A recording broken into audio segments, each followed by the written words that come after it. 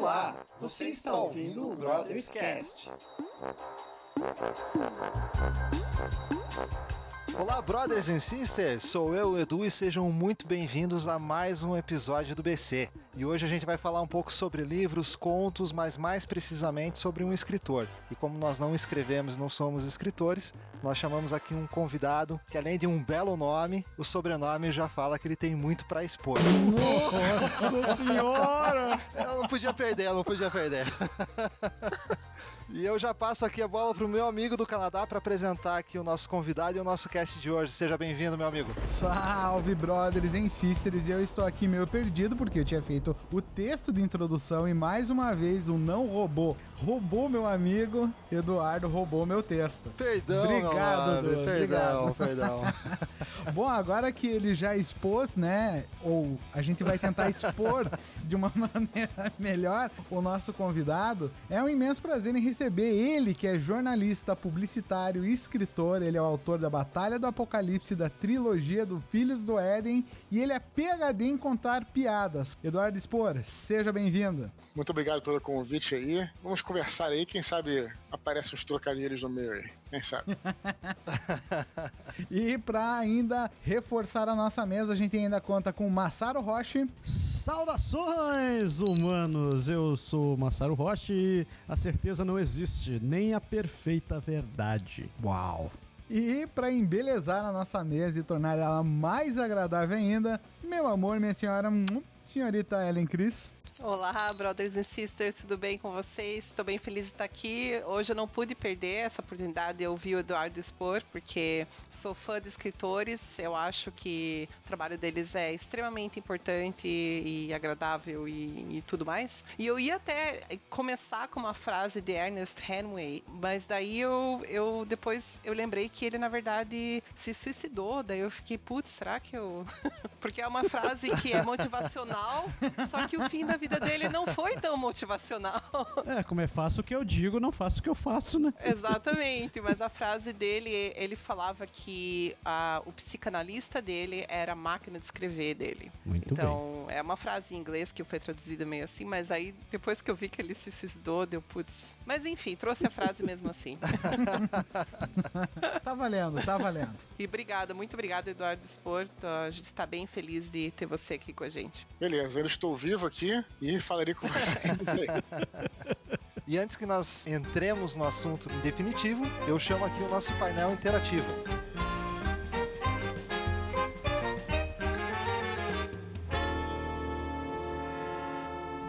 Hoje temos aqui alguns recados e agradecimentos. Depois você já pode seguir com o seu episódio de hoje, então fica ligado. Primeiro eu quero agradecer a Ana Cláudia Cipriano, ela que ouviu o nosso podcast sobre Síndrome do Impostor e gostou muito. Esse é um episódio realmente muito bom, que a gente percebeu que ajudou muita gente, e esse foi o propósito mesmo daquele episódio, de tantos outros que a gente lançou. Então, obrigada, Ana Cláudia, obrigada por ter ouvido e por ter enviado os seus elogios. Nós queremos agradecer também ao perfil do Facebook Estudantes da Pós em Veterinária e Zootecnia da USP, eles que também ouviram e curtiram o nosso podcast sobre doutorado no exterior. É um podcast que a gente lançou há quase 2 anos atrás, e eles ouviram, mandaram alguns comentários, elogios. Obrigada, pessoal, obrigada pelo feedback positivo de vocês. Nós recebemos aqui um comentário muito relevante do Fernando Santos Osório, sobre o nosso podcast que saiu na semana passada, o podcast que foi intitulado Os Robôs Vão Roubar Nossos Empregos. Achamos bem válido, Fernando, e a gente vai ler aqui o seu comentário. Robôs não vão roubar nada, eles vão transformar os empregos. Os trabalhos burros, repetitivos, perigosos vão ficar com os robôs. Claro, se você faz esse tipo de tarefa, esteja preparado para mudar de emprego. Os robôs aumentam a produtividade, otimizam as linhas de produção, geram desenvolvimento e, inclusive, geram mais oportunidades de emprego com o desenvolvimento que produzem. Você conseguiria imaginar o mundo da computação sem os, ele coloca entre aspas, robôs industriais? Provavelmente não estaria usando um computador ou smartphone agora, onde você está lendo esse post, ou no seu caso, onde você está ouvindo esse comentário, graças aos robôs. Esses equipamentos precisam de robôs para serem fabricados. empregados? Ou você acha que as fábricas da Intel e ARM só usam as mãos de obra humana? Quantos empregos são gerados e viabilizados pela computação? Na indústria automobilística, na medicina, robôs de pesquisa do Google e em tantas outras áreas. Robôs são úteis e ajudam a economia, mas tem gente que tem medo das novidades, lê muita obra de ficção científica, gosta de manchetes chamativas ou simplesmente não saberia fazer nada além de ter um emprego DDD. Nesse caso, sim, você deve ter medos de robô. Ele também comenta que o episódio ficou longo, realmente, é bastante coisa para falar. Nossos episódios, como vocês já perceberam, são longos. A gente gosta de esmiuçar bem um assunto. Obrigada, Fernando, pelo teu comentário. E legal, acho que tiveram algumas pessoas que comentaram algo parecido, Fernando, com o que você falou no nosso podcast, talvez discordando de algumas coisas a longo prazo, mas concordamos com essa parte do pensamento que você expôs, é uma opinião muito válida. Acho que tudo depende muito da ótica como você olha para uma determinada mudança, né? Como, por exemplo, da automatização de certas tarefas. Então, foi muito legal o seu comentário. Obrigada mais uma vez, então, ao Fernando Santos Osório. Pessoal, é isso. Continuem mandando suas sugestões, recados, e-mails. Aqui no painel interativo é o espaço onde a gente lê tudo isso e interage com você que nos ouve. Mesmo que você pense diferente da gente, vem conversar, manda a sua opinião. A gente é bem aberto para opiniões diferentes. Lembramos também que temos um grupo no Telegram, onde você pode interagir mais com a gente interagir mais com você, faça parte do nosso grupo do Telegram. Então é isso, fique agora com esse podcast onde conversamos com o escritor, jornalista e podcaster Eduardo Spor, ficou muito bom. Não se esqueça de apoiar o projeto dele, da Tetralogia Angélica, no catarse.me. É isso então, obrigada, falou!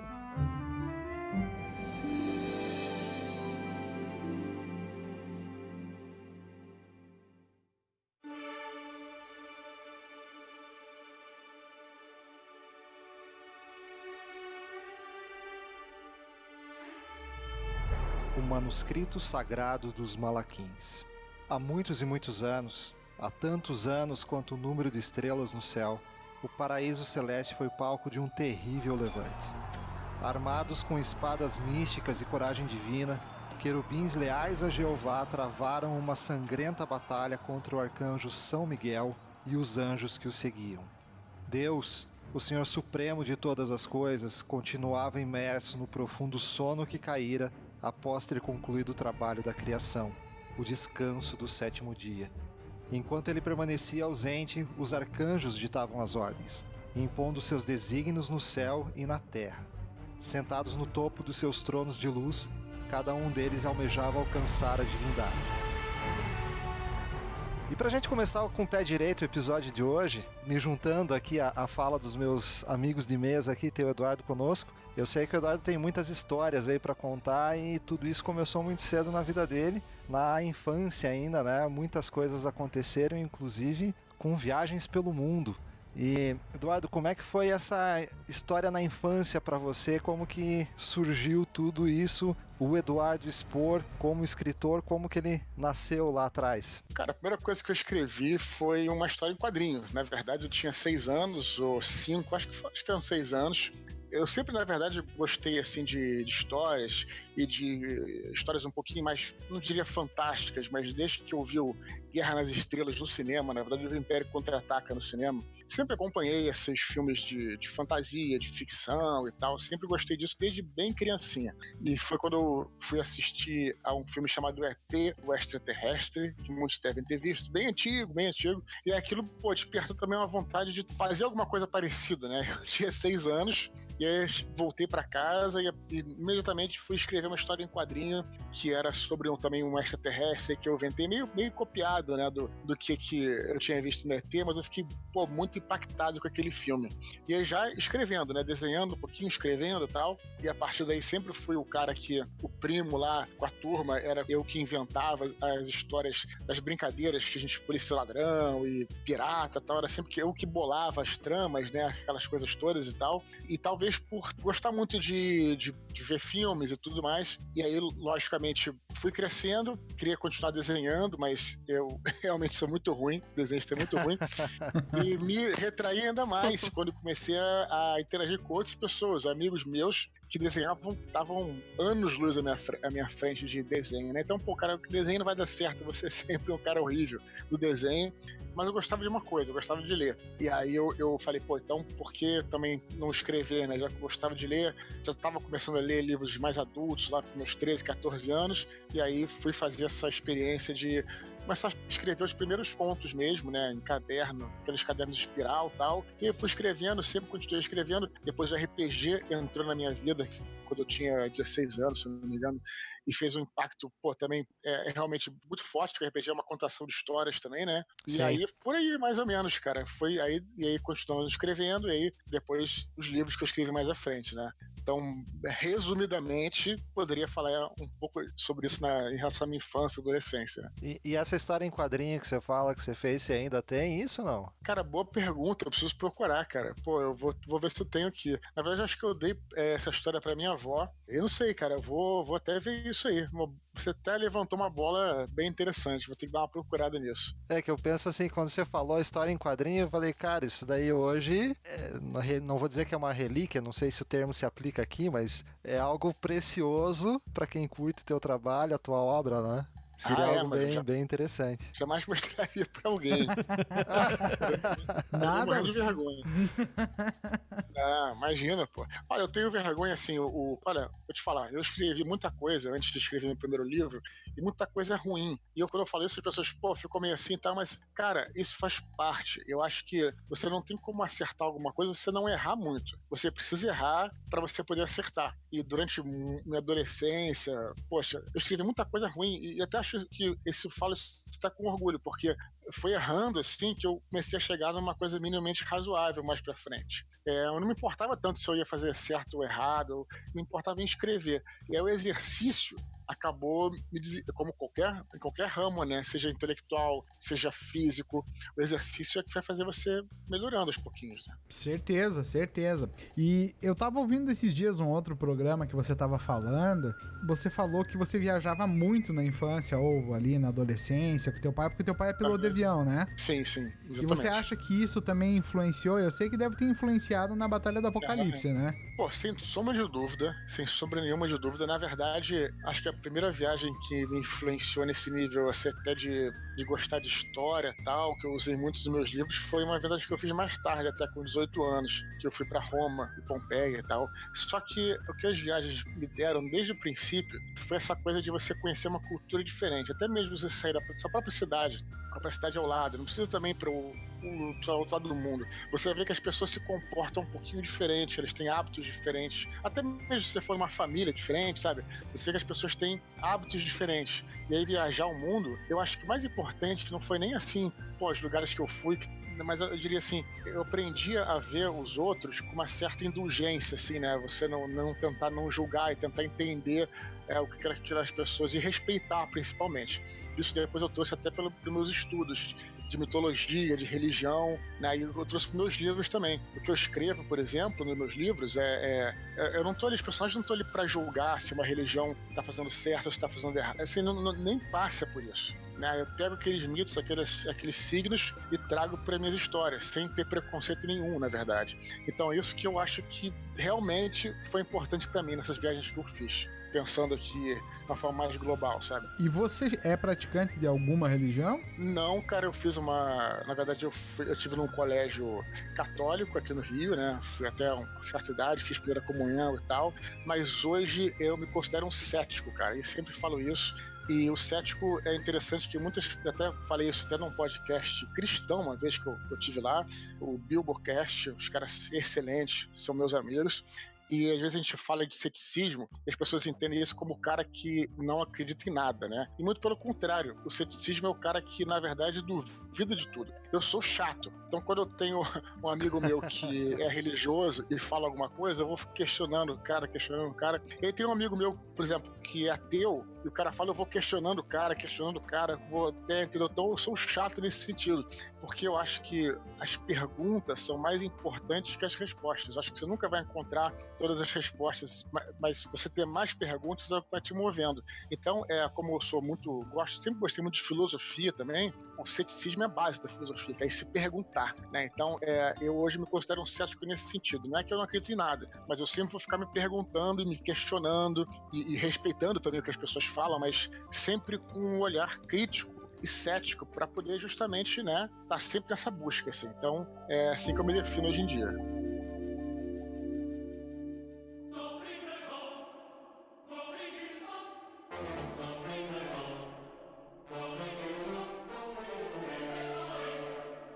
Concentrando todo o poder debaixo de suas asas, os poderosos arcanjos, onipotentes e intocáveis, utilizavam a palavra de Deus para fazer jus à sua própria vontade.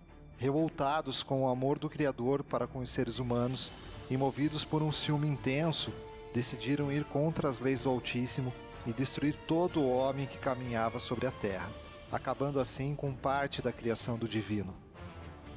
Impulsionado por essa fúria, Miguel, o príncipe dos anjos, enviou a Haled diversas calamidades, mas, como insetos persistentes, os mortais resistiram.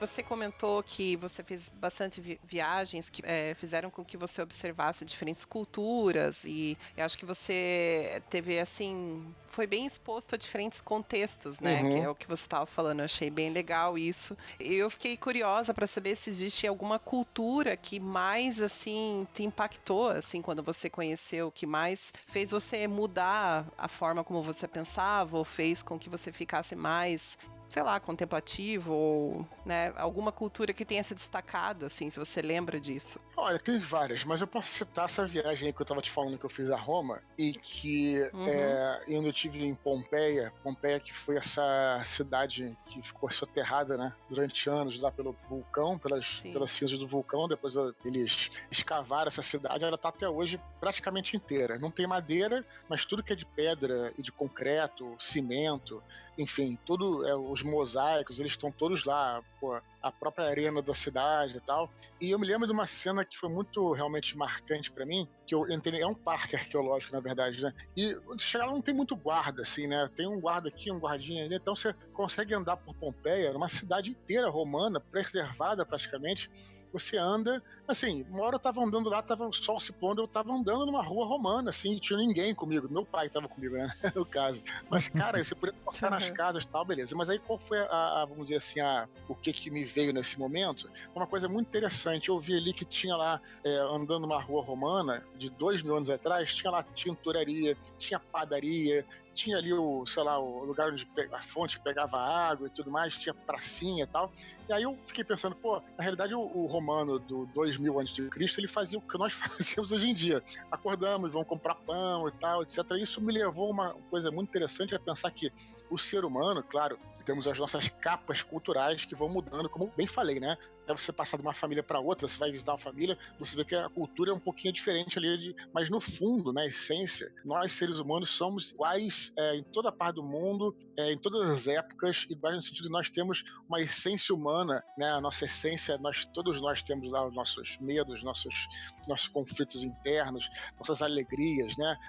A gente gosta de uma pessoa, não gosta de outra e tal. Então o ser humano é muito parecido nesse sentido. É uma essência em comum, né? Exato, isso é muito emocionante, até porque nos torna, né, a gente às vezes pensa, por que eu, né, pessoa diferente de mim, aí discriminar uma pessoa e tal, na realidade não tem o menor sentido isso, se você pensar que nós somos iguais na realidade. E aí essa foi vamos dizer assim, essa palavra nem existe em português, mas assim, essa realização, eu sei que a palavra não tá correta, mas essa realization, né, como fala em inglês, realize, que eu tive e que me levou até criar personagens, que até mesmo personagens fantásticos, como os anjos e tal, eles são, na realidade, não faz sentido se aquilo não tiver uma essência humana para se comunicar com a gente. Então acho que isso aí foi um grande aprendimento, eu tô completamente maluco. Aí, olha só, mais uma palavra que a gente pode criar, né? Aprendimento, realizando. E essa viagem para Roma, deixa até uma curiosidade que surgiu agora enquanto estava falando. Você falou que foi mais ou menos com 18 anos, né? Aham. O quanto você já tinha feito de estudos em relação à Bíblia, né? Porque quando a gente fala de Roma, a gente tem muita coisa que aconteceu na Bíblia que tem a ver com isso, e os teus livros bebem muita coisa da Bíblia também. Você já tinha um estudo já da Bíblia que você já vinha fazendo, e de repente você tá lá em Roma e isso fez você enxergar essa viagem de uma maneira diferente, ou não tem nada a ver? Olha, quando eu fui para Israel ano passado, eu fiquei impressionado como eu conheço pouco da Bíblia, né? Mas assim, eu já tinha um pequeno, digamos assim, conhecimento justamente por ter estudado nessa escola católica, né? E aí o que acontece? Na verdade, assim, eu nunca fui nenhum entendedor de religião, de Bíblia, nem teólogo, de forma alguma. Mas tem uma coisa que eu tinha sacado, que é o seguinte, quando eu estudava e eu tinha, sei lá, era muito pequeno e aí não entendia muito bem, a professora do colégio, na aula de religião, falava sobre, sei lá, sobre a trajetória de Cristo e aí eu não entendia as paradas. E aí eu comecei a entender quando eu fui ver o Guerra nas Estrelas, justamente quando eu fui ver o Star Wars. Pô, mas eu não me interessava muito por Jesus, assim, no sentido assim de, né, como vou dizer assim, uma criança, e aí o cara falava sobre um cara que veio numa terra distante, não me interessava tanto. Aí quando eu vi o Guerra, eu falei, pô, peraí, Luke Skywalker era maneiro. E aí eu comecei a ver as semelhanças. E aí nesse ponto, eu saquei a parada, sabe? Eu saquei, pô, entendi. Então, na verdade, o que eles estão me falando é colocando isso aqui como etapas, né? Que o mais importante não é nem o que tá ali, mas o que representa aquilo, né? Como é que você pode trazer para você e aplicar na sua vida. Toda mito, toda religião sempre vai falar disso. E aí eu saquei a parada. Então, na verdade, nunca fui um grande entendedor, assim, dos detalhes bíblicos, né? Assim, mas eu saquei como é que funciona a coisa, entendeu? Você entendeu com a tua linguagem, na época que foi Star Wars, né? Então eu acho que a linguagem funcionou melhor do que a linguagem da professora lá, né? Na escola, provavelmente. É por isso que os contadores de história e os, sei lá, escritores, diretores, eles são importantes. Porque o mundo muda muito rápido, né? E às vezes você não tem como transmitir esses códigos, de repente, num cenário de uma religião antiga. Claro que se você estudar e for bem instruído, você vai entender. Mas aqui, né, até nas obras pop e tal, nas culturas, você consegue fazer isso. Então, por isso que eu acho tão importante o trabalho dos artistas mesmo, sabe? Porque eles estão também, muitas vezes, claro que não necessariamente, e também não estou fazendo comparação, nem querer dizer que, né, não, galera que está escutando, não problematize o que eu estou dizendo, mas assim, é justamente você, né, trazer esse conjunto de símbolos, né, para a pessoa que pode ajudá-la de alguma forma também. Exatamente, né? Eu acho que é bem engraçado também, porque agora eu não lembro se o Joseph Campbell, ele é um antropólogo ou algo do gênero. Eu sei que ele escreveu O Herói de Mil Faces quando ele começou a fazer os estudos, né, relativos a sociedades e mitos e coisas, histórias antigas, e ele conseguiu, né, fechar aquele monomito, acho que ele classificou como monomito, né? E daí a gente tem o Vogler, que ele deu uma abstraída nisso e criou essa fórmula que a gente tem hoje para os filmes, né? Exatamente isso. O Campbell, na verdade, foi outro ponto de virada da minha vida, quando eu conheci o trabalho dele, porque eu já tinha entendido como é que as etapas eram comuns na mitologia, nos filmes e tal, etc. Só que, beleza, eu tinha entendido mais ou menos aquilo. Agora, ele veio e abriu o código pra mim, sabe? Sim. Então aquilo ali foi como se tivesse de secação, né? Ele secou aquilo ali. E aí, pô, fui atrás do trabalho dele, tanto do Campbell quanto do Vogler depois. E diria assim, talvez nem tanto para escrever mais histórias, é claro que ajudou pra caramba, mas porque eu tava fascinado por aquele assunto. Na verdade era um som que eu escutava desde criança, cara, sabe? E me emocionava, porque realmente quando uma história ela alcança assim o seu ápice, né, e ela é bem contada, tem que lembrar disso também. Não adianta seguir esses passos e fazer uma coisa trash. Sim, quando sim. for bem contada e, né, saber te emocionar, quando tem o clímax da história, você, né, realmente se emociona com aquilo. Então, eu sempre curti isso, sabe? A tua primeira profissão especificamente foi o quê? Você foi jornalista? Cara, na verdade eu fiz publicidade, né? No caso, comecei a fazer. Eu falei, pô, eu gostava de escrever e gostava de contar histórias e tal. E aí, o que eu vou ser? Escritor, né? Não tem faculdade. Então fui fazer publicidade, porque eu era um cara criativo, queria contar histórias e tal. Trabalhei algum tempo no mercado publicitário, mas eu senti que eu tava escrevendo pouco. E aí, uma vez, eu já trabalhava numa agência de publicidade, mas eu tava na faculdade, né? Em paralelo. Aí, uma vez, eu recebi um camarada nosso, ele tinha um... Vocês lembram do KD? Lembra desse buscador KD?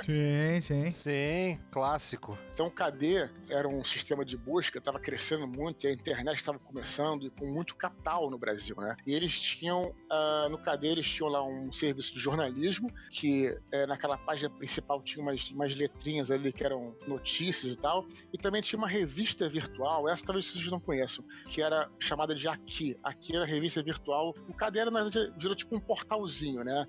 Tinha não só o KD, como outras seções do site lá. Se você, de repente, encontrar aí uma print antiga, você vai ver lá que tem lá as coisinhas. Então, eu fui chamado para escrever umas matérias lá para o Aqui, porque, na verdade, a publicidade e o jornalismo tinham cadeiras compartilhadas, né? E tinha uma galera, os amigos meus, que já trabalhavam no KD.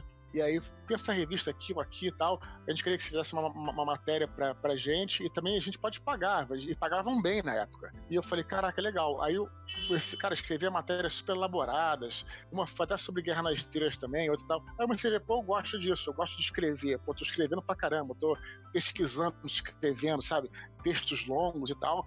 Aí acabei migrando, então, assim, pro jornalismo. Tive uma oportunidade no KD, lá como jornalista, aí, pô, comecei a trabalhar lá, e aí passei da publicidade pro jornalismo nessa época, nesse período. Caraca, velho, que fantástico, velho. KD? Eu já nem lembrava mais do KD, cara. O KD foi absorvido, pois né? Pois é, cara, é uma história muito triste, na verdade, porque o KD, ele tava indo super bem, ele tinha uma equipe, assim, ultra motivada, uma galera, sabe, cara, pra frentex, sabe, aquela parada... Não, você entrava na redação, era todo mundo, assim, sabe, antenado, sabe, tipo, galera jovem, mas jovem no sentido não de idade, mas de cabeça, sabe? Os caras eram super assim. Aí depois o KD foi comprado pela Star Media, que era uma multinacional. Sim. Aí foi o princípio do fim. Que dó. Exatamente, então, justamente eu vivi, sabe aquela... Eu não sei se vocês já trabalharam em empresa grande, quando começa a ter essas fusões, aí chega um executivo e fala, não, esse produto aqui não vale a pena, o cara nem sabe o que tá falando, sabe? Aí acabaram com Aqui, trouxeram as colunas pra dentro da Star. Cara, foi uma cagada generalizada, não à toa a própria empresa Star Media foi pro buraco, o Yahoo comprou o KD, manteve um tempinho, depois acabou com o KD também. Que dó. Foi chato mesmo, porque era um projeto que realmente a galera, assim, colocou muito sangue, sabe, e amor no projeto. Essa não era a mesma época do Alta Vista, o KD? Sim, GeoSites. Era o sistema de busca da época, era um KD Alta Vista e o Yahoo. O KD e o Yahoo, eles não funcionavam muito bem se você colocasse um search. O Alta Vista era melhor para isso. Você jogava lá um search. O KD e o Yahoo, eles funcionavam melhor se você fosse pelas editorias. Então vai lá, esportes, aí beleza. Esportes, aí vai lá, futebol, beleza. Aí Flamengo, aí você vai ter... Nesse esquema eles iam bem. E por aí vai. Depois veio o Google que acabou com todos, né? Sim. Daí dominou geral, não teve pra ninguém. Nada, ainda tem o Bing, cara. Vamos ter que... Ninguém usa o Bing. Que dó. Mas o bom é que essa parte, não o bom, né? O bom pro público brasileiro, pro leitor, é que o fim do KD, ele marca quase que o início da tua jornada como escritor autônomo, né? Justamente, foi exatamente isso. Nem tava pensando na linha da história, mas você tem toda a razão, fez todo sentido, porque foi isso. E aí, eu fui um dos últimos a serem demitidos lá quando acabou já era KD, já era Star Media, quando acabou tudo, foi o estouro da bolha da internet, que inflou muito, né? Isso é até uma coisa interessante. Teve a internet, aí teve muito investimento de bancos, porque era o futuro, né? E depois aquela coisa não deu muito o que eles queriam e a bolha meio que estourou. E aí muitas empresas de internet foram pro buraco. Nessa época, antes de ter o estouro da bolha, a galera era, tipo, você montava empresas pequenas de internet e era contratado por salários astronômicos, sabe, cara? E aí, eu como não tinha salário astronômico, fui um dos últimos a ser demitidos, porque... né? Que dó! A vida como ela é. E aí eu fui, cara, vendo a degradação da empresa e tudo mais e tal. Aí quando acabou a empresa, foi uma época que tava muito difícil de conseguir emprego, né, pro trabalho. E foi justamente a época que eu fiquei mais ou menos 3 anos desempregado. E aí, no primeiro ano, que foi ano de 2002, eu procurei estudar. Cara, estudei, fiz um curso de roteiro, porra, incrível, com o José Louzeiro, meu professor lá, já é falecido, um cara incrível. E aí, de 2003 a 2005, então, eu me instruí em 2002, em 2003 eu me escrevi o Batalha do Apocalipse, né? Parei, falei, pô, tem um tempo vago aqui e vou usar esse tempo justamente pra escrever. Foi assim, como vocês sabem, né?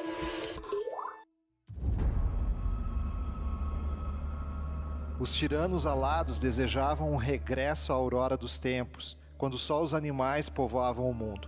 Eles nunca aceitariam venerar uma criatura feita do barro, uma vez que tinham sido gerados a partir do próprio esplendor e glória do Senhor.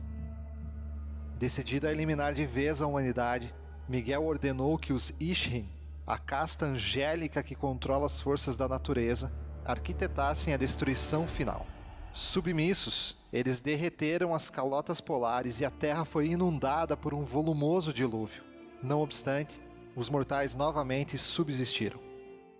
Conta pra gente a história de como é que o Jovem Nerd, como é que foi essa parte que você participou de um concurso e como é que foi tudo isso? Eu já tinham lido, né, o encadernado, o Alexandre e o David tinham lido o encadernado e queriam colocar na Nerd Books, só que na Nerd Store na época, né, e aí... Pô, começaram a lojinha e tal, só que não tinha exemplares para vender. Eu fiz um concurso lá na fábrica de livros, era uma gráfica que eu fazia os exemplares, né?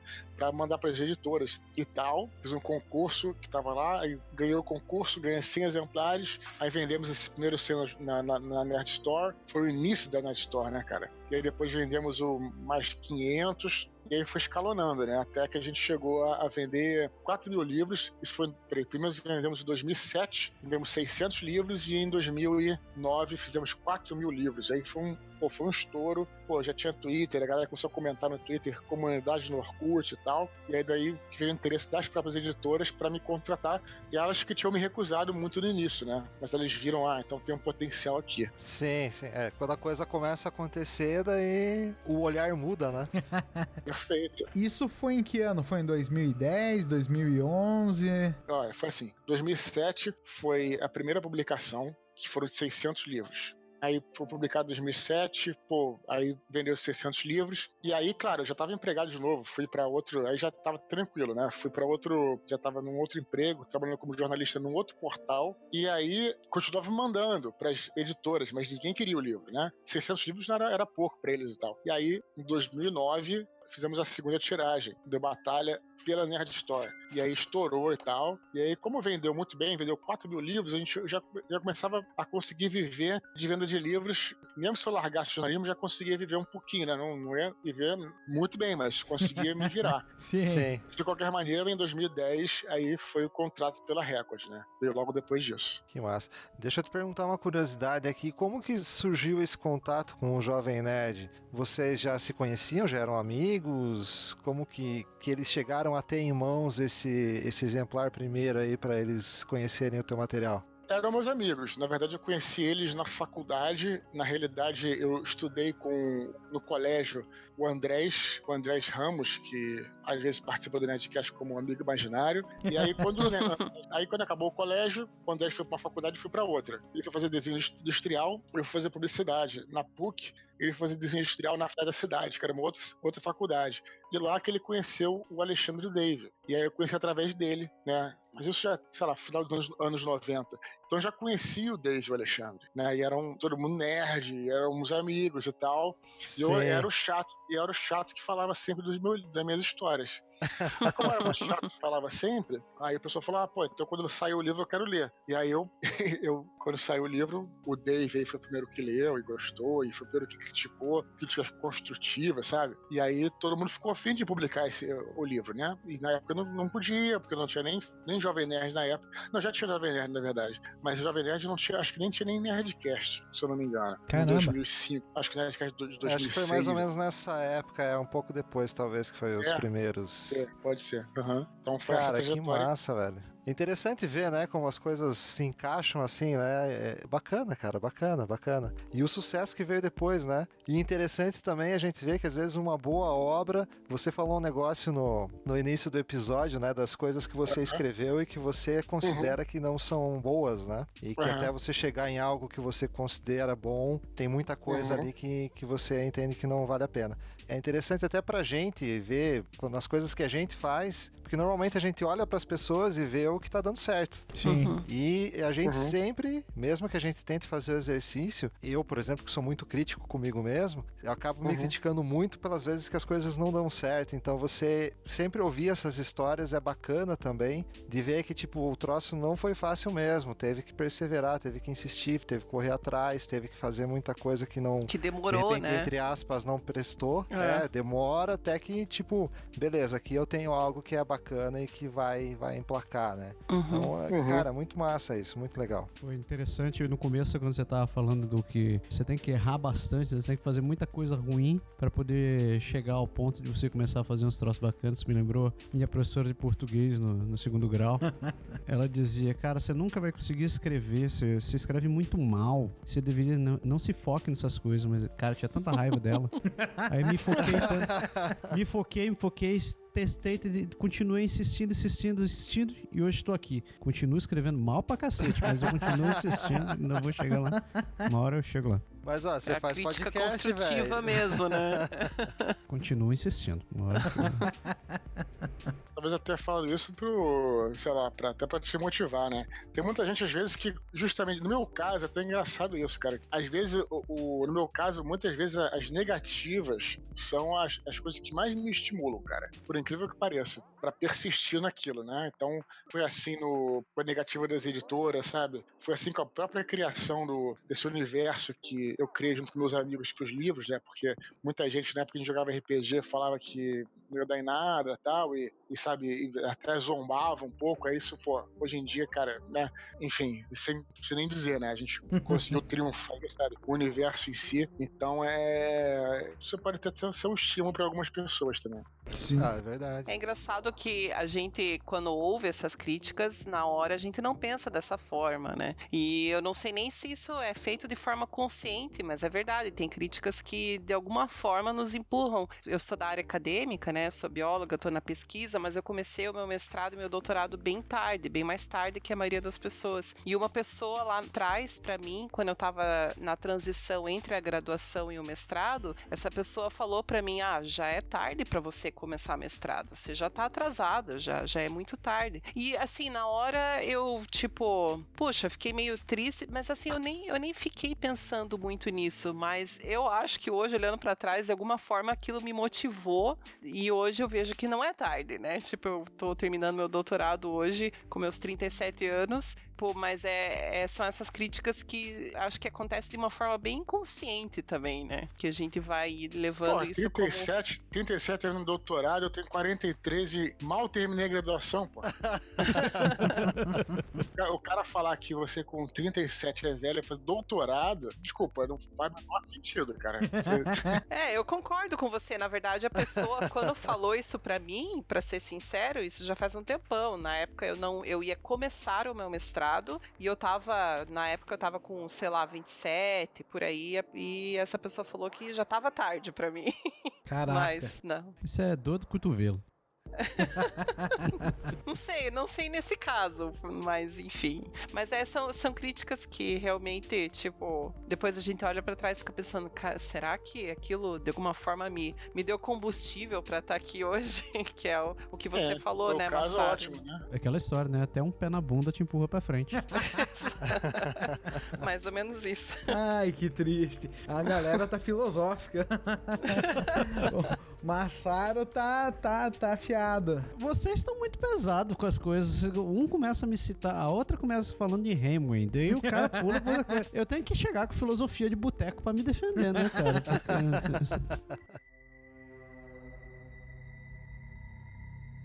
Diante de tanta morte e devastação, uma conjuração teve início. Em sua inocência política, os líderes dessa conjuração foram traídos por outro arcanjo, Lúcifer, a estrela da manhã, único que conhecia os planos dos revoltosos para libertar o paraíso da opressão a que era submetido. Quando o Arcanjo Sombrio denunciou as ideias revolucionárias, os rebeldes foram derrotados, expulsos do céu e condenados a vagar pelo mundo dos homens até o fim dos tempos. Enquanto a luz do sétimo dia brilhar, enquanto Deus continuar adormecido, os anjos renegados serão perseguidos e mortos pelos agentes celestiais. E nesse contexto, você pensou, quando você estava já, tipo, com a Batalha do Apocalipse, assim, duas coisas. Primeiro, você imaginou que você teria sucesso com isso, você poderia viver disso, e quando você teve algumas negativas ou algumas críticas, você falou, cara, isso daqui não vai ser pra mim, e pensou também que não vale a pena e vou ser jornalista, por exemplo? Não, beleza. Várias perguntas que você fez aí que são importantes. Vamos lá. Primeiramente, essa parada do sucesso em si, eu acho que nunca foi o meu foco, assim. Eu acho, assim, que, claro, o sucesso é gratificante e o dinheiro é importante pra você poder, sei lá, comer, se sustentar, né? Você ter um retorno financeiro. Pagar as contas. Não que eu despreze isso, mas, assim, eu sempre ficava pensando, o meu objetivo era escrever uma história e que as pessoas lessem, sabe? Era bem focado nisso. Eu acho, particularmente, que esse deve ser o foco de todo escritor, mas é claro que eu não posso falar pelos outros. Sim. Você tem que ser bem concentrado e focado. Se você focar no livro e você vai fazer aquilo com todas as suas forças e tal, grande chance de ser bem sucedido, porque você tá focado naquilo e colocando toda a energia naquilo. Se você colocar energia, não, eu quero ter sucesso, sei lá, eu quero ter dinheiro e tal, você vai se desviar daquilo e provavelmente não vai ter, porque você, né, teu produto principal não vai estar tão como você quer, né? Eu acho que isso é uma coisa. Sim, concordo. Eu nunca pensei em sucesso, essas coisas assim, não passava muito pela minha cabeça, sabe? Quanto é que eu vou vender e tal. E quanto a viver disso, eu não acho legal assim você falar, vou deixar de ser jornalista e vou me tornar escritor e sem saber o que vai acontecer. Eu, na verdade, deixei de trabalhar com jornalismo quando, gradualmente, eu consegui já viver de literatura. Sim. Né? Porque eu também não tinha um salário tão alto como jornalista, claro, eu tinha um salário normal e tal, e aí comecei a ganhar no Jovem Nerd uma grana, né? Mas também não era muita, mas era mais ou menos equiparado com o que eu ganhava. Então eu falei, beleza. Então foi uma coisa matemática, uma planilha matemática. Faz mais sentido, então eu realmente trabalhar, né, com escrita e me focar nisso. Então foi uma coisa, né, bem pensada e bem tranquila de forma matemática. Quanto às críticas, já é outra coisa. As críticas são todas muito importantes, aí tem que se separar. A crítica construtiva da destrutiva. É bem fácil você distinguir as duas. A crítica construtiva é quando você é abordado ou alguém coloca um texto ou coisa assim sobre o seu trabalho de forma educada, né, normal, né? Se você quer realmente construir alguma coisa, você não tem por que xingar a própria pessoa, né? Quando vem críticas assim que você, primeiro que quando é direcionada ao escritor, faz sentido, né? Você, lê o livro, mas não gosta do cara porque o cara, sei lá, tem cheiro ruim. Não é possível, né? Porque... Ou então, quando o cara fala até palavrão e tal, essas críticas destrutivas, elas não têm absolutamente nada a ver com o seu trabalho. Isso é um problema, geralmente, da frustração da própria pessoa, né? Agora, eu tô dizendo que aí as críticas construtivas, o cara pode até não gostar de nada do que você escreveu, mas ele vai ser pontual, vai ser coerente no que ele vai dizer, aí você começa a ouvir. Se o cara começar a gritar e falar besteira, ele perde a razão, perde qualquer coisa que ele tenha. Mas você tendo uma crítica construtiva, não é elogio não, a crítica é mesmo, mas construtiva, né? Que o cara fala, não gostei de tal coisa por tal motivo. Beleza, aí você vai saber, você vai poder ponderar. Então, quando a crítica construtiva é sempre boa, quando é destrutiva, tu nem tem que dar muita atenção, porque na consciência de que não é com você, na verdade, aquilo. Sim. Então, você diz assim que é importante prestar atenção no formato de como a crítica vem.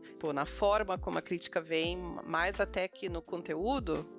Claro, assim, na verdade, assim, primeiro a forma, né? Então, se o cara, por exemplo, começa a te xingar, já começa aí que você não vai nem prosseguir, né? Sim. E aí começa a falar grosso, tal, etc. E aí, mas aí se vem uma crítica, né, que já tá bem educada, e mesmo que o cara detone o teu livro, mas detone assim, é porque detonar é uma palavra pejorativa, mas que não tenha gostado de nada, mas se aquilo for uma crítica que o cara seja educado e saiba se expressar com educação e tal, e aí você, beleza. Isso pode me ajudar, né? Sim. E agora uma curiosidade, né? Você foi pra Roma, tudo, né? Você tem uma formação ali, pelo menos no início, você estudou, né, num colégio católico. Você acha que essa tua formação e talvez essa viagem que você achou que foi uma das que mais te impactou, elas influenciaram pra Batalha do Apocalipse, pra esse título? Ou teve alguma outra razão específica que você decidiu criar esse livro e depois se encaminhar pra esse universo específico, né? Porque daí você tem a continuação lá com a trilogia dos Filhos do Éden, tudo. Qual que é a tua influência para que você chegou para criar esse universo específico e iniciar com essa história? Bom, você falou das viagens, claro que influenciaram, mas o principal aí eu acho que e também até a escola católica, tudo, mas eu acho que o principal que influenciou aí é porque a gente era muito fã dos quadrinhos da Vertigo, eu e meus amigos, né? E tínhamos também os RPGs, do Vampiro à Máscara, Lobisomem Apocalipse, Mago Ascensão, tinha muita coisa. Então, esse era o universo, assim, das trevas, vou colocar assim, que era um universo que a gente gostava muito de jogar, RPG, de ler quadrinhos e tal. Então, você tem aí o Hellblazer, tem o Sandman, tem o Monstro Pântano, você tem o próprio Preacher, né? Então, realmente, eu acho que a grande influência foram mesmo a cultura pop aí, para a construção desse cenário. Entendi. Bons tempos da Vertigo. Nossa, quando eles lançaram essa série da Vertigo, foi a mudança da minha vida, que eu tava começando a ficar de saco cheio com os quadrinhos que saíam, tava bem devagar, as histórias estavam saindo. Quando eles lançaram Hellblazer, foi a grande mudança da minha vida, finalmente. Foi o renascimento dos quadrinhos, né? E o fim da minha conta bancária também. Quando eles vieram também no Brasil, os primeiros eram histórias bem selecionadas, né? Lá já tinha um monte de história. Eu me lembro, cara, assim, que eu era tão fã da Vertigo que tudo que saía eu comprava. Tudo. É claro que na época também não saía muita coisa. Justamente por não sair muita coisa, eu conseguia ter tudo, cara. Então saía, pô, especial daquele O Santo dos Assassinos. Pô, nossa. Caraca, eu já ia correndo comprar, literalmente, sabe? E era muito maneiro. Garth Ennis, que escrevia, também tem uma série de quadrinhos do Lucifer também, que é muito boa. Cara, tinha muita coisa legal. E era mais ou menos esse universo que a gente... livros da magia também, sabe? Tinha muita coisa bacana. Eduardo, eu tenho uma pergunta mais a respeito, assim, de formar uma história e escrever uma história em si. Até uma curiosidade que eu tenho, se quando você começa a escrever, você já sabe como aquela história vai terminar, ou você pelo menos já tem um norte mais ou menos determinado, ou a coisa vai se desenrolando conforme você vai escrevendo? Como que é realmente para você isso? Tem as duas escolas, né? Tem o pessoal que vai deixando seguir, né, como a escola do Stephen King, do próprio Bernard Cornwell, né? Eles fazem isso realmente. O Stephen King até fala que ele vai escavando, até encontra um fóssil e aí vai escavando o fóssil sem saber onde é que vai dar. Explorando aquele fóssil. Isso, ele tem lá, encontra o crânio do fóssil, aí é a sinopse, ele tem só uma sinopse do que vai acontecer. Aí é o que eu tô te falando, vai variando, porque cada escritor ele tem que encontrar um método dele e que ele sinta confortável. Eu não me sinto confortável trabalhando assim. Por quê? Tentativa e erro. Eu tentei trabalhar assim e não dava certo. Eu não conseguia chegar no final, eu me perdia no meio. E aí hoje eu faço o contrário. Hoje eu faço um roteiro que eu sei o que vai acontecer para poder não me perder ao longo da história, né? Do que eu vou escrevendo. Também tem uma ala de escritores que faz isso, né? Então é muito varia, assim. Você geralmente sabe, então, como suas histórias vão terminar, mesmo quando você está começando a escrever, talvez mesmo antes de criar todos os personagens, ou... Todas as vezes. No meu caso, sim. Eu sei de tudo, né? Capítulo por capítulo. Eu prefiro trabalhar assim, mas cada um, logicamente, né? Tem o seu estilo, sim. Uhum. E como é que é o teu processo específico de escrita, Eduardo? Você faz pesquisa, você monta daí esse roteiro? Quantas horas por dia você escreve? Porque eu sei que muitas vezes, né, eu já li alguma coisa do Steve Pressman, que ele fala da dificuldade da escrita, e tem pessoas que têm a rotina de escrever um número X de palavras ou de páginas por dia. Como é que você tem um hábito? Como funciona o teu processo de criação e de escrita mesmo? Cada um tem o seu hábito, né, cara? Tem gente que realmente não tem rotina nenhuma. Pra mim é importante estabelecer uma rotina, sabe? Porque pra manter justamente e não perder o fio da meada. Então eu trabalho lá de 11 horas a 8 da noite. E aí Eu não me preocupo, assim, quantas palavras, quantas páginas eu escrevi. Me preocupo em estar trabalhando 8 horas, porque às vezes, cara, tem situações que você tá na sua cabeça fresco lá, você consegue escrever um diálogo. Tem vezes que não, que esse diálogo é melhor você esperar um pouco e pensar um pouco antes de escrever, porque vai ficar melhor, né? Mas também não pode se travar, assim, é um meio termo meio complicado de decidir. Mas assim, eu escrevo mais ou menos 8 horas, trabalho 8 horas por dia, 9 horas por dia mais ou menos, e foi o que alguém falou aí mesmo, o difícil mesmo é escrever. Isso realmente é muito difícil, é uma coisa, cara, barra pesada, e o lado ruim é que vai ficando cada vez mais difícil. Pelo menos a minha percepção é que vai ficando mais difícil porque também você vai ficando mais exigente na maneira como você escreve. Então, você vê um texto antigo seu, inadmissível. Vai ficando cada vez mais, como vou dizer assim, perfeccionista. Não que eu escreva coisas perfeitas, não é por aí, mas você vai tendo esse hábito do perfeccionismo de tentar melhorar e tal, e é até bom você trabalhar comercialmente, porque você sabe que tem uma hora que você tem que entregar, porque senão você vai ficar lambendo aquele texto pra eternidade também, né? Isso é verdade. Essa autocrítica, ela acontece, né, vai aumentando, né? A gente vê aqui pelos nossos episódios do podcast, né? Que claro. Se eu voltar a ouvir um episódio do passado, tipo, não, teria uma ideia assim, assado, e faria diferente, ou melhoraria isso ou aquilo, né? E pode acabar caindo até no George Lucas aí, que fica refazendo os mesmos filmes, né? Ficou refazendo, né, as cenas. É isso que eu ia falar. Eu acho que pro escritor isso é perigoso até chegar num ponto que você para, né? Porque começa a ficar tão exigente consigo mesmo, e eu acho que isso talvez deve até acontecer com alguns escritores, não sei. Isso deve explicar o George Martin, né? É por isso que ele não solta a festa final. E tem que entrar uma coisa que realmente tem que ter o chamado bom senso. Você também faz parte do trabalho do escritor ter esse bom senso, atinar pra isso, né? Você vê, qual é o momento que você tá escrevendo tanto? Claro, eu sou totalmente a favor daí de você reescrever e editar e tudo mais, né? Inclusive, você citou aí o Ernest Hemingway, ele escrevia os livros dele 20 vezes, e era um gênio, fazia isso. Por outro lado, existe um momento que de tanto que você vai escrever, editar e reescrever, você já começa a perder aquela essência inicial do que você escreveu. E aí o escritor precisa saber disso, falar, olha aqui, daqui pra frente já tá piorando, sabe? Então, e aí como é que eu vou dizer? Cara, isso aí é só, não tem uma regra, é você que tem que ter um bom senso de entender isso também. E acontece, por exemplo, que nem você falou, você tem um ritmo de trabalho, né, específico, já definido para você escrever, e de você ficar ali, por exemplo, passei horas ali e não consegui colocar nada no papel, entre aspas, né, no computador, enfim. Ou sempre tá saindo alguma coisa, sempre você consegue hoje, pela tua experiência, já conseguir fazer com que essas horas sejam realmente produtivas. Não, sempre sai alguma coisa, mas aí que tá o lance. Você escreve e pode ser que fique horrível, mas aí você vai e reescreve, esse que é o negócio, entendeu? Porque se você não escrever, se você tiver uma página em branco, você não tem nem onde começar, você tem que começar de alguma coisa, e aí você refaz, entendeu? Mas tem que começar de alguma maneira.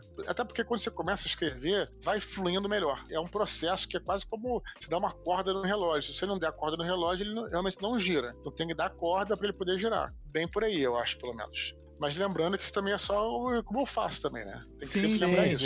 Sim. Você tem alguma fórmula, assim, pra poder dar esse kick-off, assim, da tua inspiração? Tipo, te jogo dentro de uma sala e coloco um relógio do lado de fora dizendo, não vou te dar comida enquanto você não sair daí. Não, justamente a fórmula é escrever. É esse que é o lance. Não tem outra coisa. É pôr pra fora, né?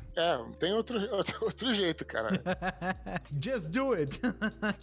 Me parece bem semelhante com a questão muita gente que fala que sabe o inglês, né, consegue ler e entender e não consegue falar. Às vezes é que a pessoa tem a trava justamente de pôr pra fora isso, né? Tem ou a vergonha, ou acha que aquilo não vai ser bom o suficiente, não sei. Obrigado, Du, eu vou tentar falar mais inglês. Não, Eduardo, até, eu não sei, me corrija se eu estiver errada, mas a impressão que a gente tem, né, eu que não sou escritora e só admiro o trabalho dos escritores, às vezes a gente tem a impressão, assim, que sempre tem a questão da inspiração, que você tem que esperar, você tem que esperar a inspiração vir, que você não vai funcionar sob pressão, você não vai funcionar com horário, então é até interessante você falar isso, porque, assim, até a gente quando pensa em ou ler sobre escritores, ou ver um filme sobre escritores, sempre tem essa áurea da inspiração, que parece algo mágico, que se ela não vir, nada vai ser produzido. produzido. Mas pelo que você tá falando, nem sempre é assim, né?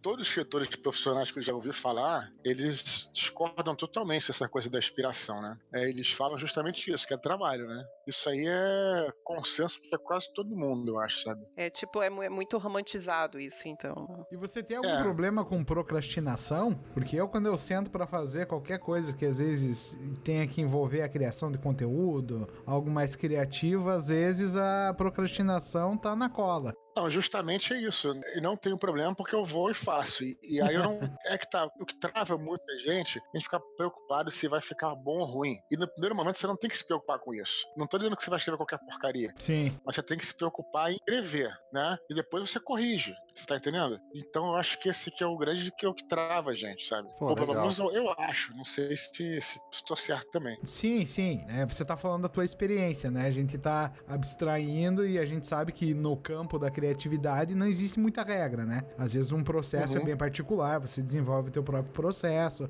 E até dentro do teu próprio processo, eu tava lendo um livro bem bacana chamado Roube como um Artista, do Austin Kleon, e ele comentava que quando ele ia escrever especificamente, ele montava uma área de trabalho dele dividida em duas. Uma onde ele pudesse ter uma mesa onde ele pudesse bagunçar, rabiscar, desenhar, escrever, tirar notas, e a outra que tivesse uma área mais clean, onde ele tivesse o computador dele, e ali ele ia pra parte da edição final. Tipo, ele meio que tinha todas as ideias fora daquele lugar, e ele achava que o computador especificamente, né, o teu editor de texto, ele é aquela parte que você vai ficar mais limando e tal, ajustando. Você tem algum processo assim, ou você senta no teu editor de texto e já vai produzindo e é isso aí? Não, cara, não necessariamente. Eu acho que isso é muito particular. Eu acho que o lance é você encontrar um método que te faça você se concentrar. A concentração que é importante. Se você até falar com o próprio ator, né, os atores, por exemplo, as atrizes, eles dizem geralmente que o grande problema não é decorar o texto, né? Que a gente fala, a gente que não atua, pô, como é que eu vou decorar um texto, caraca, de 3 páginas, assim, Não, o problema deles não é essa questão. Eles falam que a questão é você se concentrar para se sintonizar com o personagem. Isso que é o mais difícil. E é mais importante do que o próprio texto é você estar dentro do personagem para fazer aquela cena. É o que todos os atores e atrizes me falam. E eu acho que isso tem muito a ver também com o nosso processo de escrita. É você se concentrar. Agora, se você, vai se concentrar, sei lá, botando uma água, fazendo bagunça, botando música, ficando em silêncio. Aí, cara, isso aí é totalmente particular e vai variando de cada pessoa, sabe?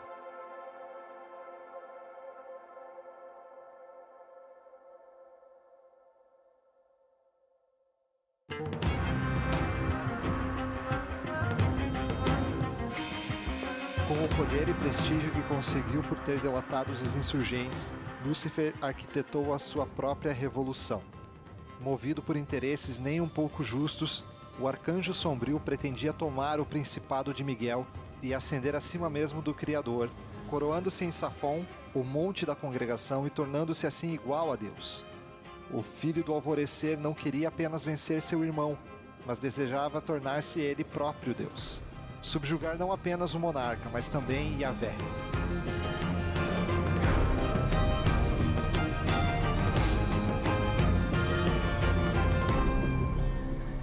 Partindo um pouco desses desafios pessoais e indo mais para uma questão um pouco mais ampla da parte do escritor no Brasil hoje. Você falou da tua dificuldade inicial, por exemplo, em ter uma editora que publicasse teu livro, né? Tem algum outro tipo de obstáculo que você vê que nós temos aqui? Não sei se você tem alguma experiência também internacional, mas que seja diferente no Brasil para quem é escritor do que é lá fora, ou algo que é um obstáculo a mais, além de você ter que provar que o teu material é bom antes de você conseguir uma editora, por exemplo? Não, cara, eu não vejo... assim, se você pensar, por exemplo, você vai pensar, mas vamos colocar, por exemplo, nos Estados Unidos, só para dar um exemplo, você tem muita gente publicando o livro, mas isso também é um problema, porque você tem uma, não vou chamar de concorrência, mas você tem muito mais livros no mercado, né? Sim. Para você se destacar é mais difícil. Aqui você tem menos publicações, mas vai ser mais fácil você assistir.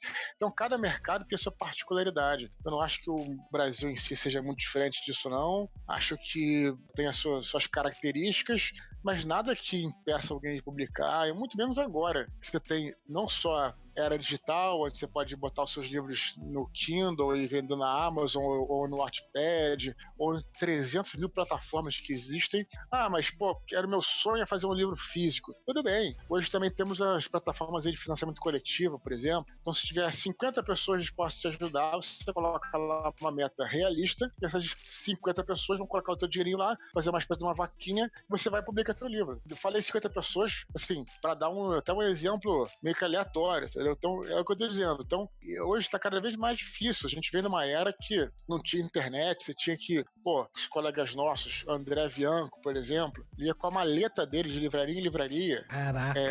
Então, assim, hoje você não precisa nem sair da tua cadeira, do teu computador para você fazer tudo isso acontecer. Então, não vejo como uma dificuldade, não. Vejo cada vez mais fácil, né? Mas lembrando, o principal é o teu conteúdo mesmo. Você tem que ter um conteúdo bom, senão não vai adiantar também você ter toda essa facilidade. Sim. Você comentou aí a questão do financiamento coletivo, né? Que inclusive é algo que você está usando hoje, né? Hoje, que eu digo hoje, enquanto nós estamos gravando o podcast mesmo, mês de setembro de 2019, né? Tem uma campanha que é da Tetralogia Angélica e que inclusive é um sucesso, parabéns pelo projeto, além dos livros, né, já terem sido sucesso, mas esse relançamento que você está fazendo aí num box premium aí, muito bacana, por sinal. E você já usou o financiamento coletivo anteriormente ou essa está sendo a tua primeira experiência com isso? Cara, a minha primeira experiência, eu tô aprendendo muito, mas o que eu ia dizer justamente isso, olha só como é interessante, isso é um mecanismo, uma plataforma que pode ser usada, como eu tava falando, para os autores iniciantes que estão começando e também para quem já está no mercado há algum tempo, para um tipo de projeto específico. Isso que é bem legal. Então, por exemplo, nesse meu caso, já tinha lançado os livros e eu queria lançar os livros em capa dura. Os livros em capa dura não são para, assim, não é querendo excluir ninguém, mas vamos colocar assim, não é para todos os meus leitores, quer dizer, todos podem comprar, claro que são bem-vindos, mas eu sabia que aquilo interessaria apenas um tipo específico de leitor, cara que é mais ativo nas redes sociais, que fala comigo, que é ativo nos grupos, que quer fazer parte de uma comunidade. Então, é uma galera, né, um público mais diferenciado, mais fatiado, vamos dizer assim. E aí, para isso, o financiamento coletivo foi a melhor alternativa, cara. Então, realmente, a gente abriu esse financiamento aí pro box de luxo e tal, que tá indo legal. E é isso. Então, só para falar, dependendo do projeto, pode ser interessante até para quem já tá na estrada por algum tempo, sabe? É interessante, né, porque olhando a página lá do Catarse, né? Uhum. Você tem lá uma série de recompensas, né? Cada um vai contribuir com quanto pode dentro daquelas classificações, aquelas classes que tem lá. Uhum. Mas o bacana, e eu acho que até para você deve ser gratificante também, queria ouvir um pouquinho desse lado teu, porque tem ali as faixas mais caras, entre aspas, aqui, né? Que exigem um investimento maior do leitor ali, que tem recompensas maiores, é óbvio, mas que elas estão todas esgotadas. Eu acho que isso é muito bacana para você que tá colocando o teu material ali, ter esse tipo de retorno do público também, né? É por isso que eu digo que essa para um leitor, para um leitor que ele tá realmente interessado na exclusividade, né? A gente tem até uma recompensa de R$15, então tem para todos os bolsos, não tem como participar. Mas aí se você, por exemplo, você teve uma recompensa, até engraçado você falar isso, que eu vou até te contar uma história que realmente aconteceu, que foi a história do RPG, né? E aí para ver como é que a galera quer participar. E a gente resolveu colocar um dos planos que eram 2 mesas de RPG, que vai ser até narrada pelo nosso amigo Carlos Chimu, que é um grande mestre de RPG, meu amigo, e ajudou a criar esse universo, ele vai narrar 2 mesas. E a gente falou, vamos botar 2 mesas, são 8 pessoas, ok. Ele falou, pô, cara, mas a gente como é que já fazia? Porque e se só fechar uma pessoa, a gente não vai ter grupo. Aí então a gente ficou, pô, caramba, é verdade. Se fechar uma pessoa, sei lá, de repente eu jogo lá pra ajudar a pessoa.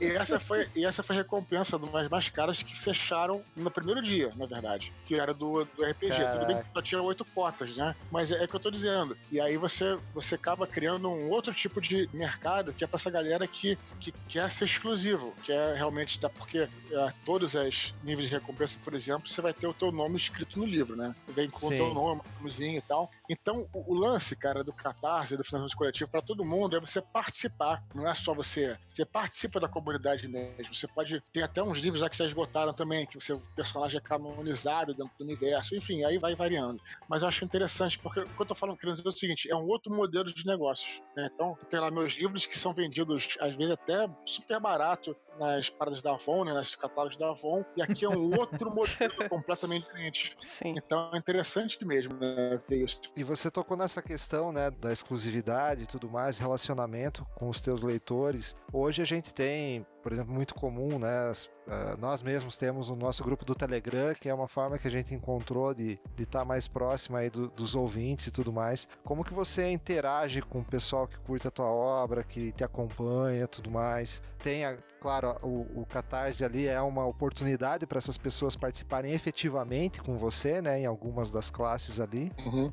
Mas no geral, assim, como que é o teu relacionamento com esse pessoal aí? Cara, bom, eu posso falar por mim, né? Não sei o que os outros acham.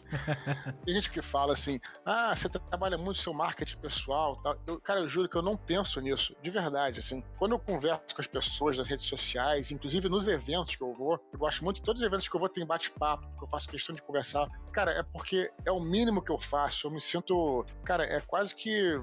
É indescritível, cara. Assim, essas pessoas permitiram que eu vivesse literatura. Pô, tudo que eu faço na minha vida, o que eu como, tudo é por causa dessa galera. Então, o mínimo que eu faço é conversar com elas e me sinto prestigiado. De verdade, quando pessoas na rua que falam comigo e tal, cara, é verdade. Não é marketing, pessoal, é verdade. Juro, cara. Então, eu posso atestar, porque eu não tive dificuldade nenhuma pra contatar o Eduardo. Me respondeu super rápido, foi super solícito. Imaginei que ele ainda no meio da campanha, porque ele tá fazendo essa campanha, né, do Catarse, do livro dele. Ele conseguiu vir gravar com a gente, realmente, assim, tipo, o cara é muito solícito, é tipo o fofo da internet, um coraçãozinho pra você. Você pensar que eu tinha um sonho de escrever um livro, de que alguém lesse, beleza. Agora, o sonho de conseguir viver de literatura. E ter pessoas que leiam meu livro. Cara, isso aí é um, vamos dizer assim, algo, sabe, o que eu tô te falando, não é... Eu que agradeço a vocês, não tô falando isso pra puxar saco. De verdade. Eu fico até impressionado como é que tem pessoas que, talvez até, não é ninguém especial, mas sei lá, de repente, um artista de uma grande emissora e tal, que despreza o seu público. Não tô falando de ninguém, tô dando um exemplo, entendeu? Sim. Assim não faz o menor sentido pra mim, porque o cara, na realidade, quem tá sustentando ele é o próprio público, cara. Então não faz muito sentido você, sabe, ficar com essa. Então, o que eu faço é porque, pra mim, realmente é uma grande coisa, me sinto prestigiado, sabe? É um sonho realizado, na verdade, né? Então eu realmente agradeço, é verdade. E é verdade. É verdade. Tem que A pontuar. gente acredita. Não é uma campanha de marketing, isso é verdade. É verdade esse bilhete. Esse é. Eduardo, teus livros tiveram um alcance muito grande no Brasil e eu tenho curiosidade para saber se eles já foram traduzidos para, bom, acho que seria principalmente para o inglês, né? Ou se você tem esse desejo, se você pensa em começar a expandir para fora. Pro inglês não, mas já foi publicado aí. Eu sei que não vai valer muito, mas vai. Portugal, ok. Português vale. europeu. É um outro país inteiro, né? É mais um país inteiro. Na Holanda, em Alemanha e Turquia. Esses foram os Poxa, países que legal. Que massa, velho. Legal. A Puxa, que legal. Netflix já entrou em contato com você pra fazer uma adaptação da sua obra? Não, cara, não, mas pode ser uma coisa legal pro futuro aí. De repente é uma ideia certeza. maneira. Sim. Sim, é um roteiro Com bem certeza. legal. A pergunta é verdade também, né? Porque é algo factível hoje, né? Se a gente for pensar que, tipo, a gente tem... Até nós fizemos um episódio aí, alguns episódios atrás, sobre guerra de streamings das empresas que estão entrando. E todas elas querem ter algum material exclusivo. E a gente sabe que localmente todas elas fazem algum material também, né? É algo realmente cada vez mais verdadeiro, mais possível, né? Isso, é. Pô, seria animal, né, cara? Seria muito legal. Muito legal. Falando em coisas animais e fantásticas, eu tenho uma dúvida. Como foi pra ti, de repente, ser reconhecido e receber tantos elogios de alguém como Paulo Coelho? É verdade. Cara, foi legal porque eu já tinha lido aquele livro eu já tinha lido alguns livros dele, mas na realidade até comecei a admirar o cara quando eu li a biografia dele, que não é nem escrito por ele, é escrito por um jornalista, né, Fernando Moraes. A biografia dele é muito incrível, cara. Você vê como é que o cara ralou mesmo. Se fala muito Paulo Coelho, mas o que ele trabalhou mesmo, o que ele ralou foi uma coisa impressionante, a história de vida dele. E aí teve uma época em que ele lançou um livro, que eu acho que era o Aleph. E aí o Batalha do Apocalipse estava junto com o Aleph lá nos mais vendidos. Eram os únicos brasileiros que estavam lá. Aí eu passei o e-mail pra ele, na verdade pra agência dele, e porque eu tava realmente emocionado. Eu tô te falando, não foi nem planejado, tava emocionado. Eu falei, pô, cara, que legal a gente tá junto aí numa lista. E ele me retornou, querendo conversar com a gente, conhecer e tal. E fomos aí pro Castelo do Mago, né? Fui eu, o pessoal do Jovem Nerd e tal, fomos lá pra Suíça e tal, fomos encontrar com ele, numa oportunidade que a gente tava na França com um amigo nosso e tal. E foi uma história pra contar para os meus netos. Fomos até a Castelo do Mago, sabe como é que é aquele negócio? Então realmente foi bem, bem legal mesmo. E você falou, a gente tá brincando sério aqui com Netflix, né? E Netflix, se você ouvir esse podcast, você pode entrar em contato com o Eduardo Spor. Ou conosco também, que a gente repassa o contato dele, não tem problema. Mas... A gente pode intermediar sem problema nenhum. Sem dúvida. Mas falando de futuro, você tem aí esse projeto mais imediato, que é o box, né, da tetralogia. E o que a gente pode esperar do Eduardo Spor aí pros próximos meses, anos, daqui pra frente? Isso se você puder nos expor. Porra, roubou a piada. Então, vou escrevendo vou começar a escrever aí em novembro esse livro novo aí, né? Esse romance histórico que vai se passar aí no final do Império Romano, né? E tô muito empolgado, cara, eu passei mais ou menos 2 anos pesquisando pra poder escrever, porque agora não vai ser mais fantasia, vai ser um romance histórico mesmo. Oh, legal. Então, assim, vai ser uma parada que vai ser muito difícil pra mim, porque pra gente é muito fácil ter o recurso da fantasia, né? De repente o cara faz um feitiço, e agora eu não vou poder mais usar esse recurso, né? Vai ser um livro, romance histórico, um livro real mesmo. E tô muito empolgado, cara. O roteiro tá todo pronto. E o cara começa a escrever em novembro, cara. Como eu tô te falando, passei 2 anos pesquisando, viajei por muitos lugares, fui até Istambul, fui até Israel, passei por aquela região toda da Terra Santa lá, do Oriente Médio. Roma eu já tinha ido, né? Como vocês sabem. E outros lugares que eu fui. Então, eu tô muito animado pra começar a escrever. E tenho como compromisso lançar em algum ponto de 2020, provavelmente vai ser no final do ano que vem. Mas vou lançar com certeza. Eu já coloquei como uma prioridade. Tô imaginando o plot twist da história. Tipo, o cara acostumado a escrever fantasia, e você vai lá, aquela mudança, né? Então, para se salvar, ele conjurou os 10 demônios. Aí na realidade vê assim, e então, para se livrar, ele pagou o boleto. Que tristeza. Não, olha, você até tem a magia, mas a magia não funciona necessariamente, porque você vê, na nossa história mesmo, você tem lá os deuses, você tem as religiões, né? Mas é uma coisa que eu sou muito fã do Bernard Cornwell, e eu acho que no livro, naquela série do Rei Arthur, né? Rei do Inverno, ele é perfeito, que ele vai justamente no ponto certo. Né, ele tem lá o Merlin, que é o feiticeiro, mas ele nunca fala que a magia existe mesmo. Pessoas acham que existe, né? E é perfeito. E eu quero seguir nessa linha, cara. Sempre tive o sonho de escrever algo do tipo e vou fazer. Se vai ficar bom ou não, aí veremos. Você só não pode descambar pro Merlin de... Oh, meu Deus, Transformers.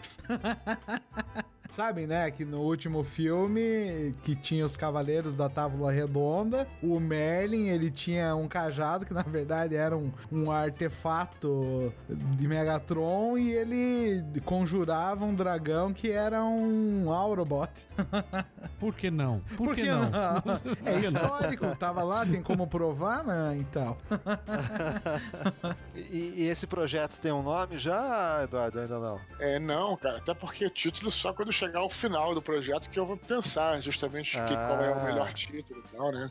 Tenho pouca coisa pra dizer, né? A não ser esse plot aí que eu tava falando. E eu vou tentar ver se quando eu começar a escrever, eu vou publicando na internet alguma coisa sobre um capítulo, aí uma informação histórica, pra galera poder ir acompanhando aos pouquinhos, legal, né? cara, Se eu legal. tivesse essa energia esse tempo, eu faria isso. Mas Show de bola. Excelente. Então, Brothers and Sisters, chegamos ao final desse episódio, o que é um pouco triste, porque o papo tá muito bacana. E confesso que, como fã, ficar aqui conversando com uma voz amiga que já acompanho já há algum tempo, né?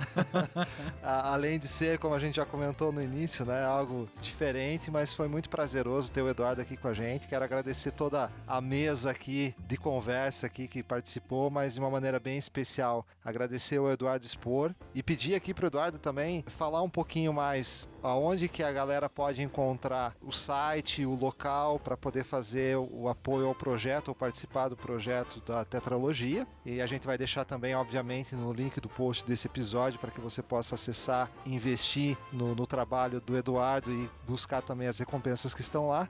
Eduardo, fica à vontade, por favor, coloca aí como que o pessoal te encontra e como é que encontra esse projeto aí que você está conduzindo aí nos meses de agosto e setembro agora de 2019, que é o da Tetralogia Angélica. Beleza, galera. Então, mais uma vez, obrigado pelo espaço aí. O papo foi muito maneiro. Estamos chegando aí aos últimos dias, né, para fazer esse apoio aí. Quem quiser participar para ter o box dos meus livros em capa dura, esse pode ser legal para quem já conhece meu trabalho, curte, e para quem não conhece também, né, é uma oportunidade única, porque eu não tenho certeza se vai ainda para as livrarias, talvez não. E se não for para as livrarias, essa seria realmente a única oportunidade de ter esse box em capa dura. Lá no catarse.me/Filhos do Éden, vocês encontram lá várias opções de recompensa, desde R$15 até as maiores recompensas e tal.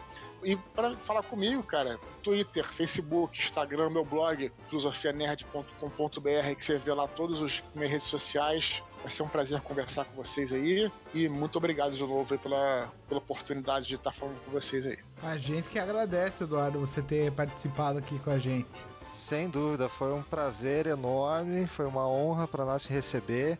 Friso aqui pro pessoal que está ouvindo, pro nosso ouvinte, catarse.me/Filhos do Éden. A partir de R$15 tem uma quantidade bem grande de valores e recompensas lá, tem uma segmentação bem legal. Vai até o final do mês de setembro agora, de 2019, para quem não estiver ouvindo Está agora. Vendo no futuro? Tá vendo no futuro? E também o Eduardo também tem o podcast dele, né? Que é o Desconstruindo. Espero que nas próximas semanas possamos publicar mais um aí, que tem um que tá na edição. Inclusive tem quem quer saber um pouco mais do projeto, né? Do Tetralogia. Você tem lá no Filosofia Nerd um episódio, acho que 18 ou 20 minutos, é um episódio bem rápido, mas que detalha bastante, né? Esse processo do financiamento coletivo lá, com a participação de todo mundo, na verdade, que está envolvido, né, Eduardo? Então, todos envolvidos. Isso aí. Tá bem bacana, tá bem bacana. E o nosso muito obrigado a você, brother e sister, que nos ouviu até aqui. Você é sempre muito bem-vindo e espero que você tenha gostado desse papo e até o próximo episódio. Um abraço no coração. Abraço no coração.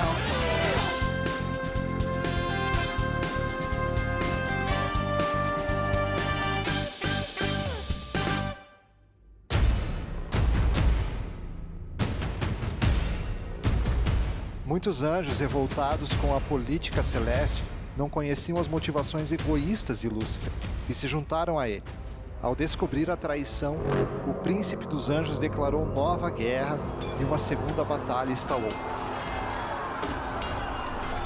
Por seus atos e ambições macabros, a Estrela da Manhã e seus seguidores foram lançados ao Sheol, um poço obscuro de trevas e sofrimento. Um lugar terrível, um cárcere permanente. Lá, o Arcanjo Sombrio governa e espera um momento certo para iniciar sua vingança. Hoje os mortais conhecem essa dimensão pelo nome de Inferno. Muitos milênios se seguiram às duas batalhas angélicas, e então os humanos reinventaram o período das grandes catástrofes com suas próprias armas modernas. Na fortaleza de Sion, a roda do tempo está prestes a terminar o seu giro. No alvorecer do milênio, a humanidade caminha lentamente para o apocalipse. Em nível regional, a marginalidade, a violência e o crime organizado são mais fortes do que a polícia e o governo. A pobreza e a miséria são crescentes. No plano internacional, há guerras por todo o globo, pessoas matando umas às outras e conflitos onde os mais prejudicados são os membros da indefesa população civil. Milhares de crianças morrem a cada dia, vítimas do ódio e do orgulho de líderes sem rosto que lutam em prol das ideias hipócritas e egoístas. Não há justiça. O mundo chora, as pessoas sofrem, a civilização dá os seus últimos gritos desesperados em busca da salvação, mas é provável que ninguém mais ouça. No céu e no inferno, o Armagedon marca o início de uma nova era. Quando o ciclo for completado, Deus despertará do seu sono e todas as sentenças serão revistas. O tecido da realidade cairá. Antigos inimigos se enfrentarão e não haverá fronteiras entre as dimensões paralelas. E este será o dia do ajuste de contas. O crepúsculo do 7º dia se aproxima e a noite cairá em breve.